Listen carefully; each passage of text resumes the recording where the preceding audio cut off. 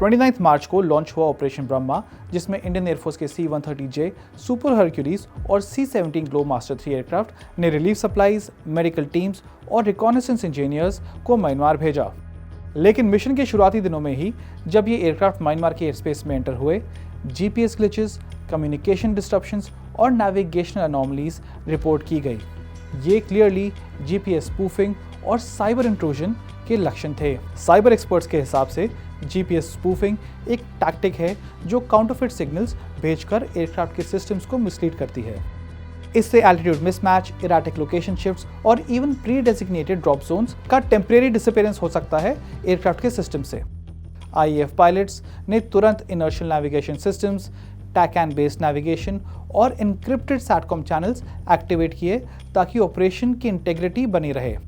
MCOM यानी emission control protocols भी activate किए गए ताकि इलेक्ट्रॉनिक एक्सपोजर मिनिमाइज हो और स्पूफिंग अटेम्प्ट्स को काउंटर किया जा सके। सिक्योरिटी एनालिस्ट इस इंसिडेंट को ग्रे जोन टैक्टिक्स का एक एग्जाम्पल कह रहे हैं, जिसमें एडवर्सरीज कोवर्ट और डिनाइबल एक्शंस लेते हैं बिना ओपन कॉन्फ्लिक्ट में एंगेज किए। ये इंसिडेंट्स एक वेकअप कॉल हैं फ्यूचर ह्यूमैनिटेरियन मिशंस को अब नॉन काइनेटिक थ्रेट्स जैसे साइबर वॉरफेयर और इलेक्ट्रॉनिक अटैक्स के लिए रेडी रहना पड़ेगा।